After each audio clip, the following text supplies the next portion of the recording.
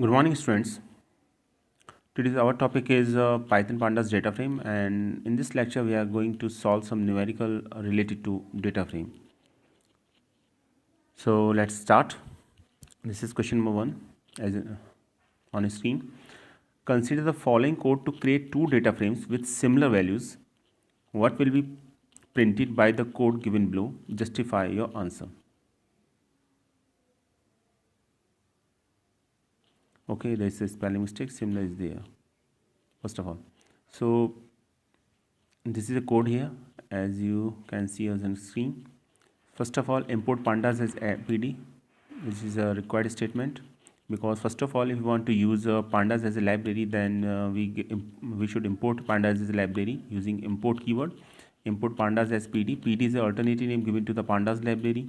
So wherever we want to use the pandas as a library, we just write PD in place of pandas, and then after put dot operator, and then name of the method. Okay, so df1 is the first data frame. So to create it first data frame, you just write pd dot name of the method to create data frame is data frame, and we pass as a parameter value just a list. You can easily see that 1 2 3. Next, second is again pd dot data frame 1 2 3 is there. Okay, then print df statement is there, print df one statement there, print df2 statement there, print df2 statement there. It means df statement will be printed 2 times, and df2 statement will also be printed 2 times. Now let us see the output. Now I think you all of you are aware that what is the output. This is df1 and this is df2. Why it is so? This is because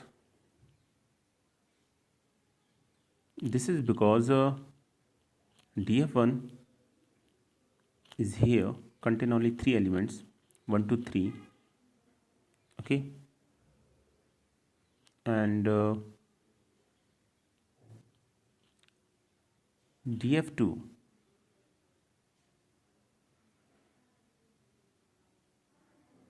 is also there. So print df1. First of all, df1 will be printed, and these are the index value. This is the name of the column, and these are the different values related to this. Okay, so that is the answer of the first question.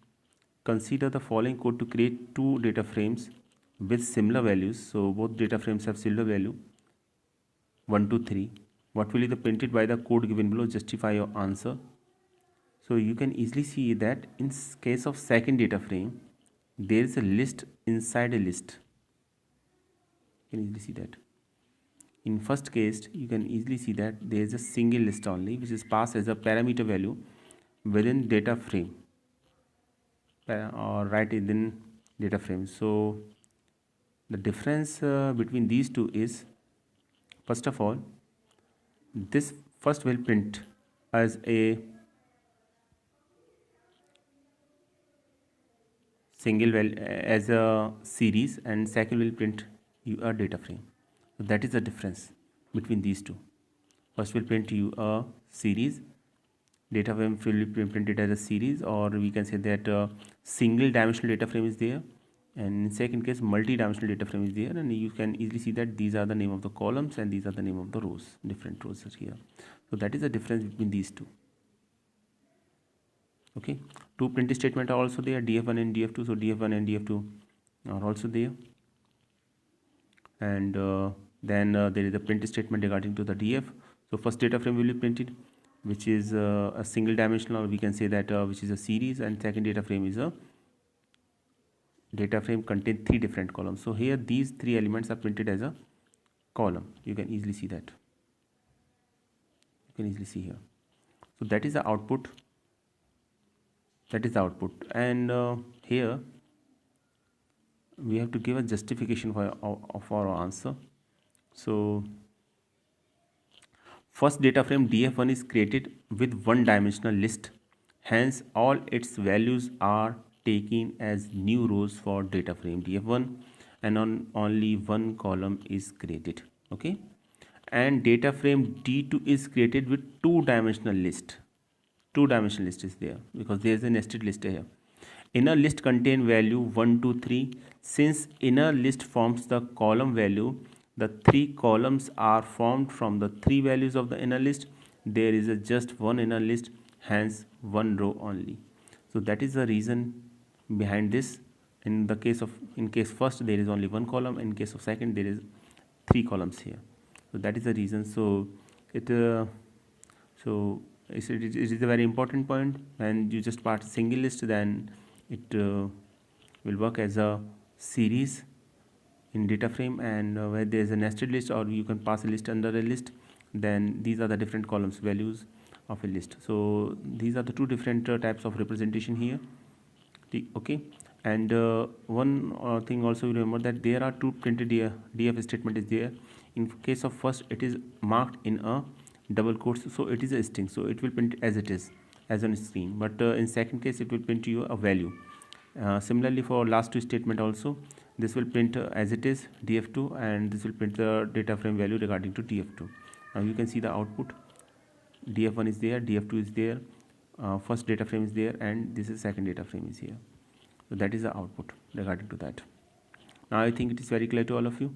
As far as justification is concerned, justification is already given here, and first data frame is created with one dimensional list. So when you put a one dimensional list, so all of the value are considered taken as a new row for the data frame dfn, and on one column is created. So most important thing is that when you put just a data frame using a one dimensional list, then only one column is created, and when you put a two dimensional list, then multi-dimensional data, multi-dimensional, there are more than one dimension, or we can say that more than one column are created in that case. So that is the reason behind that. So question contain basically three part.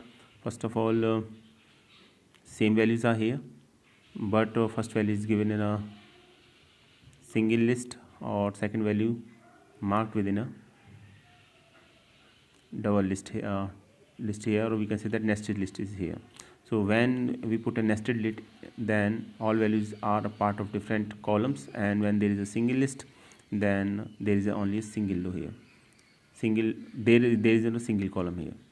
Okay, so that is the. Now second question is, it is related to LOC and ILOC. These are the two important attributes. So give a data frame, namely data as shown in figure, fruits names, and the row labels. So row labels contain different fruits names, as you can see in the screen. Apple, pear, lime. These are the fruit names. Write code statement to find the rows with label apples. Extract all columns. So you should extract all columns in case of first. And B, list only the columns, count and price using LOC. And third, list only rows with label apple and pears using LOC. So LOC is important. There are two important property, LOC and LOCI. Okay, if you want to use just LOC, then you can access the data of a data frame row wise and column wise both. But in case of LOCI, you can use only index wise. It means only row wise here. So that is the basic difference between LOC and LOCI. So let us see the output again. So first of all, first value should be given as a row value, and second value given as a column value, and both of them can be separated by a colon sign, and all rows and columns value are separated by comma sign here. So here name of the data frame is data here. So first of all, just write a data here.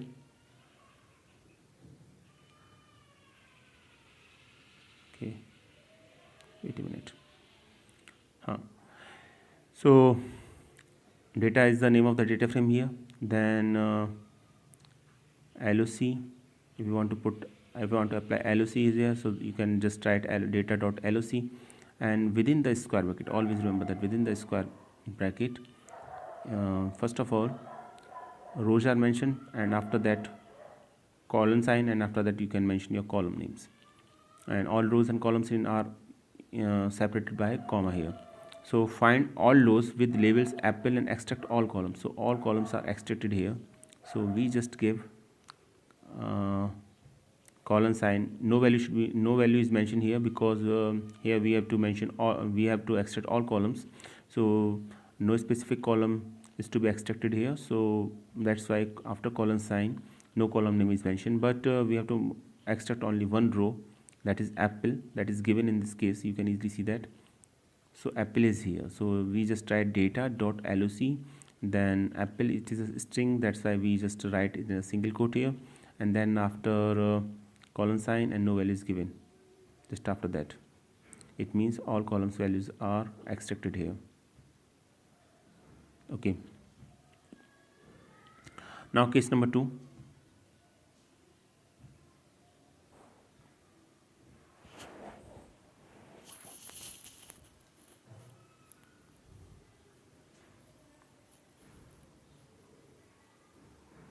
Okay, case number 2, let us see what is the case number 2.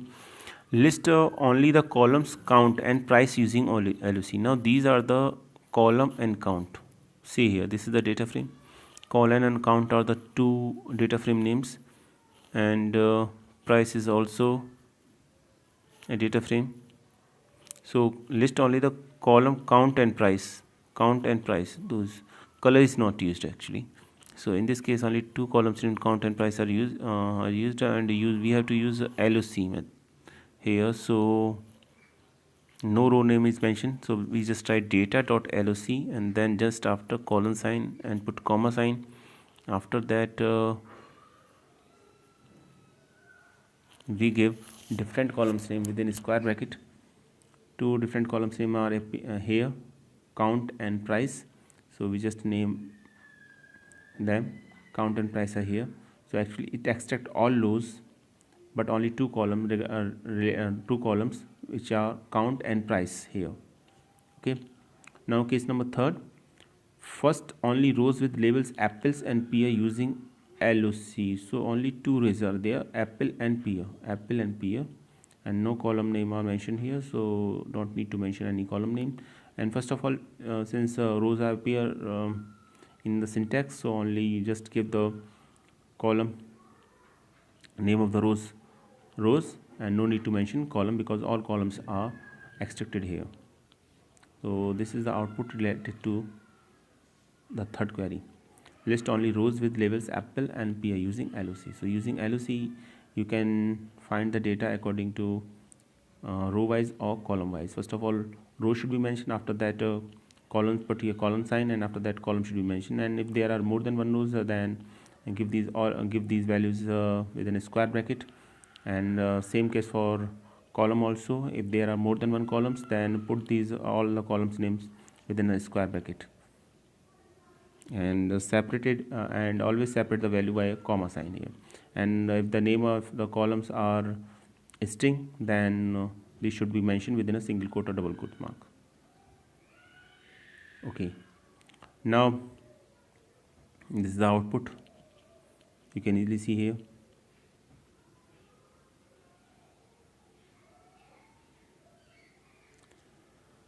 Pandas data frame LOC attribute access a group of rows. So it is an attribute. First of all, access a group of rows and columns by labels or booleans array in the given data frame.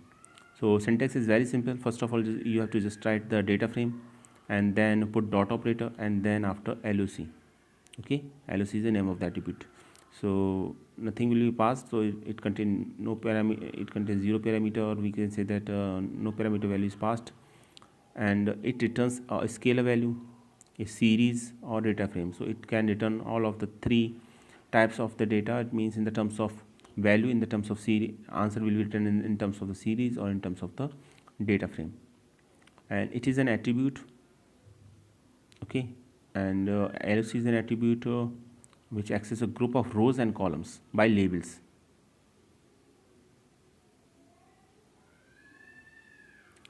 LOC means location. LOC is used for location. Now this is example number 1.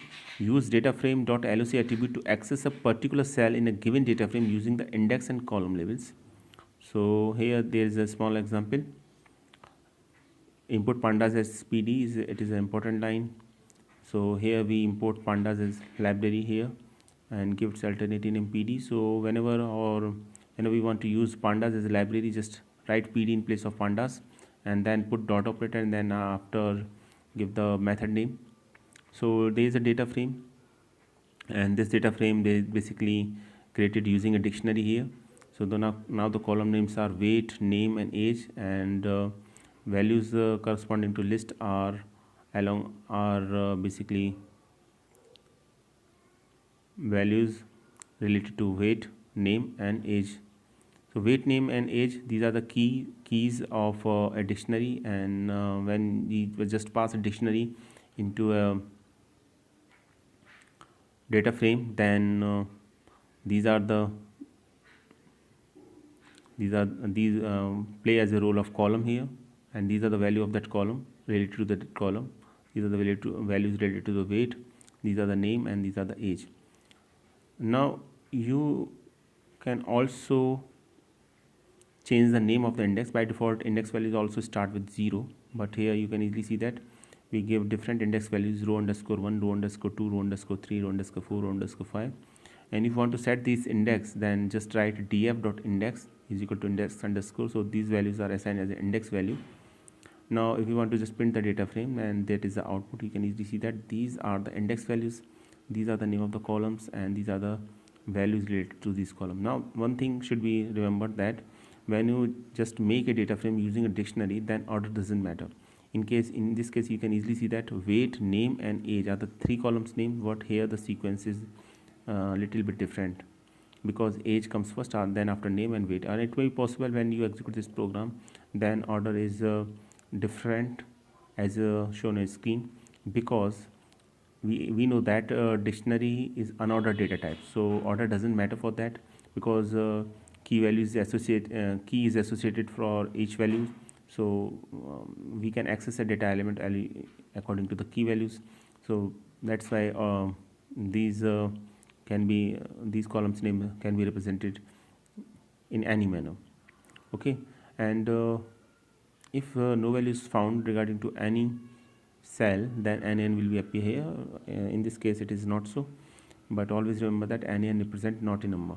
Okay, so if no value is found out, then in case of nan will be appear here. So this is a simple program here. Just we create just a simple data frame here. Now we will use data frame .loc attribute. Now it's time to use the .loc attribute to return the value present in the name column corresponding to the row underscore 2 label. So if you want to use this, so return the value, just write result, then name of the data frame, and then just after give the LOC and name of the attribute. And here you can easily see that we just put first of all row, and always remember that first of all put a name of the row, and then after comma sign, and then after column name. Okay, so here we just want to put a particular value. It means value at that location row 2 and only for column name. So only one value is selected, because these row and column intersect at one point, and at that point whatever be the value is found, that is our output. And in case you can easily see that row 2 is here, okay, and name is here, and you can easily see that both are intersect at Andrea. So Andrea will be your answer. So in this case where you just give first value as a row and second value after comma sign as a column value, then the where these row and columns are intersect, this cell value will give you your answer, will be your answer, as in case our answer is Andrea. So as we can see in the output, the data frame.loc attribute has successfully returned the value present at the desired location in the given data frame. So here you can easily see the output here. Okay, now this is example number 2. Use data frame.loc attribute to return 2 of the columns of the given data frame. So here if you want to return 2 of the columns of the data frame, then this is shown by this example here. So first of all, as usual, import pandas as PD. After that, creation of a data frame. Name of the data frame is df here. PD is the name of the data frame. PD is the name of the pandas library, alternative name of the pandas library, then data frame is the method name. And here again data frame can be data frame is created using a dictionary here, in which A, B, C, D are the name of the columns, and values are given also here in the forms of list corresponding to that columns. So create the index. If you want to create an index, then for that purpose just take a variable index underscore and then give the name of the index in the form of list, so you can find out the name of the index. And if you want to set the index values, then for that purpose just write the name of the data frame first, and after that put dot operator and then index attribute is there, and after that's give after the equal sign give the name of the variable which you want to set as an attribute, which you want to set as an index values. So index underscore contain all different index values, so index underscore is there, and then print just after the printdf statement is there. So you can easily see here. Now in this case we can easily see that NA and are here because not in number, because for this some values are not available. You can easily see that none are there. For none are there, so that's why NA will appear here. Okay, 3 NON none are there in a declaration of a data frame, so NAN repeated 3 times here. Rest these are the name of the rows underscore 1, rows underscore 2, rows underscore 3, rows underscore 4, rows underscore 5, and these are the name of the columns A, B, C and D, and this is the data frame name as we see here. Okay, wait a minute. DF, so print DF, so that is a data frame DF is here. Okay, now we will use the data frame .loc attribute to return the values. So if you want to just return the values related to 2 columns, so just write result df is the name of the column, name of the data frame here, and put dot operator, and after that just write loc and then just after put a colon sign, and then you can easily see that comma sign is there, and these are the name of the columns. Always remember that values related to rows are declared first, and then after just you can give different columns names. And here 2 columns name are given, that's why they are marked within a square bracket just after a colon sign, and A and D are the name of the columns. So here you can see the output when you print this, just the statement print result, then A and D is the output here. So these are the values related to different columns here, and these are the different rows underscore 1, rows underscore 2, rows underscore 3, rows underscore 4, rows underscore 5. So these are the values. So finally you can easily see that. Let us check the question first. Use data frame .loc attribute to return 2 of the columns of the given data frame. So data frame contain basically 4 columns A, B, C and D, and here just this is the original data frame, and using a column attribute using LOC attribute here we can access 2 different column name here A and D using LOC attribute. So using LOC attribute you can find easily A and data along a column A and D. Now here row underscore 1, row underscore 2, row underscore 3, row underscore 4 and row underscore 5 are the index values which were declared here. In this case you can easily see that row under df underscore df dot index is equal to index underscore. So these are the index value which we give. If we don't give this index value, then by default it start from 0, then 1, 2, 3 and 4 values are represented here. So these are the index values, these are the name of the columns, and we just use using LOC 2 different columns name A and D, and so put just after after that LOC could put a square bracket, then after if no row is selected, and then put nothing, then after just colon sign, and then after column, and then name of the column name comma, and then name of the columns here. Name of the columns are A and D, so A and D are there.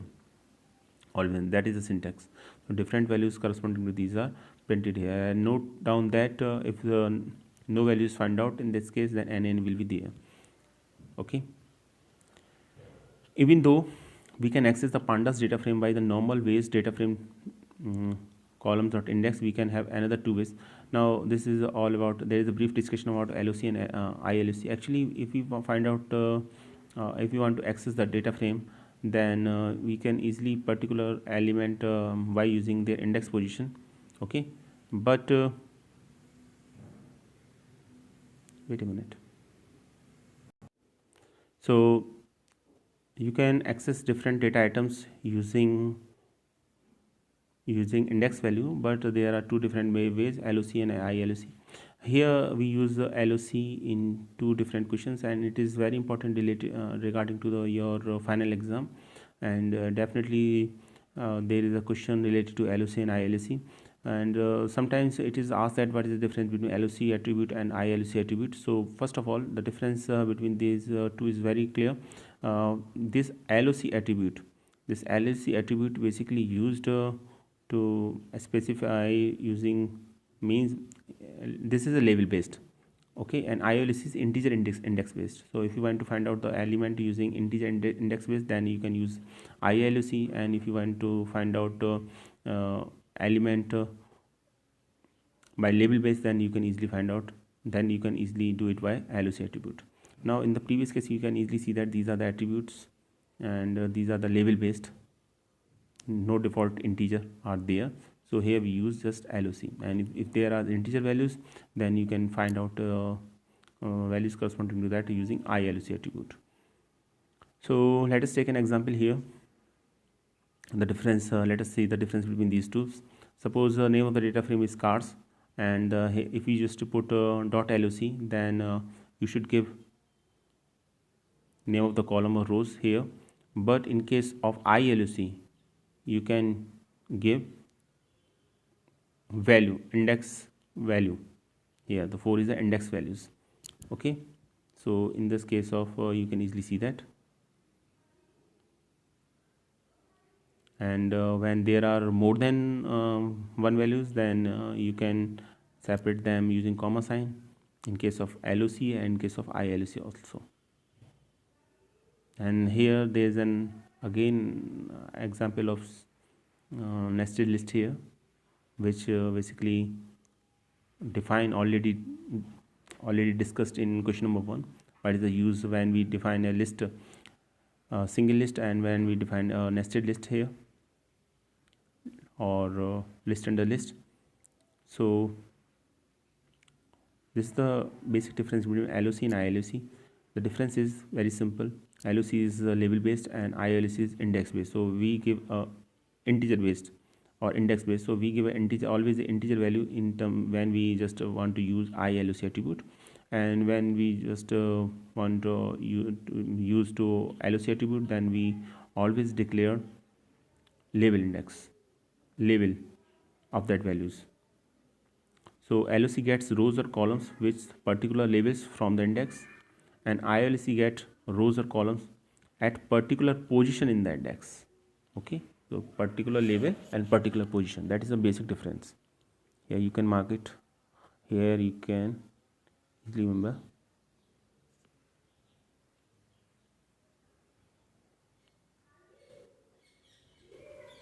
Particular label based and index based. ILOC is index based. Here I refers for index, so it take only integers, and LOC for location on the basis of labels, and location on the basis of index. So that is the difference between LOC and ILOC. So now I think difference is very much clear to all of you. Now let us take one more important point. Here you can easily see that in question number 1, it is very important because it is also used in last question. Here we just give a single list, and here we give just a nested list here. So when we just want to print that, then output will be looks like this. Here there is a single column, and there is a single row.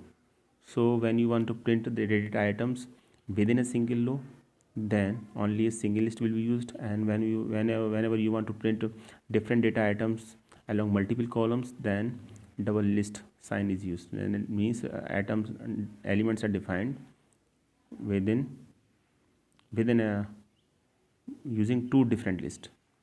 You can easily see that list under list is there.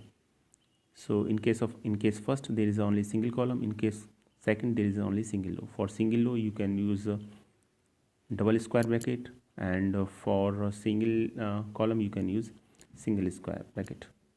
So that is the difference. Now I hope the concept is quite clear to all of you. So thanks for watching this video.